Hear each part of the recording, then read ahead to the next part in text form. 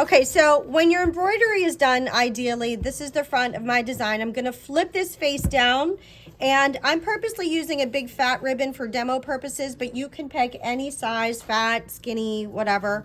I'm also picking a red ribbon because it accentuates my design. I wanna lay this across the top and fold the top of the fabric over, making sure there's an area for me to sew. I don't wanna sew the ribbon into the fabric. It's just going to be sort of like a drawstring. So I like to use straight pins, and the way I want to pin the ribbon in here so it doesn't move, I'm going to go in through the front, and you can see it coming out the back, and then fold that fabric over that pin and just push it through. So I want to do that in the middle first. Notice my ribbon sticking out. You want excess ribbon because you're going to tie that with the other piece later. Again, from the back to the front and around. So literally just keeping the ribbon as close to that fold at the top as possible. Pushing through the back and through the front.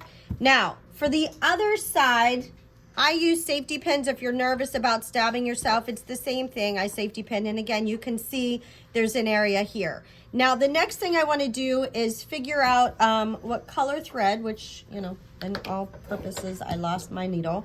But I'm going to use my red thread. And notice I drew where I want to sew, which is underneath where that ribbon is.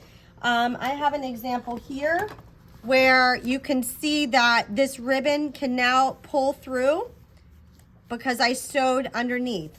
The other thing you need to be aware of is when you're sewing this, you want good stitches which are nice and tight. If they're too spread apart, your drawstring bag is gonna fall apart because my finger can fit in there. So focus on nice tight stitches. It's just a simple running stitch.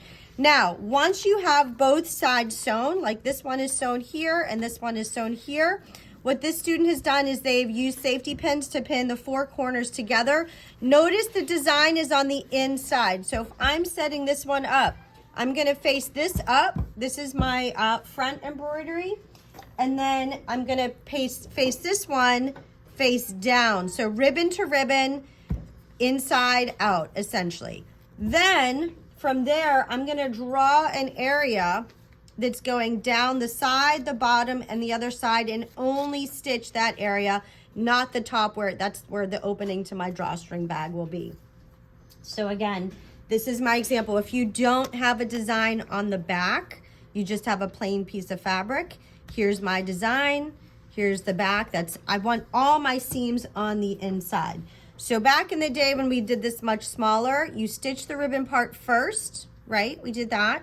And then you go along the side, along the bottom, and then in this case, we're gonna do the other side so that all my seams and knots and messiness is on the inside, so that when I put this right side out, I don't see any mess, and there's my drawstring bag. So an example of a student's is, here's their embroidery on both sides, nice stitching, drawstring bag, voila.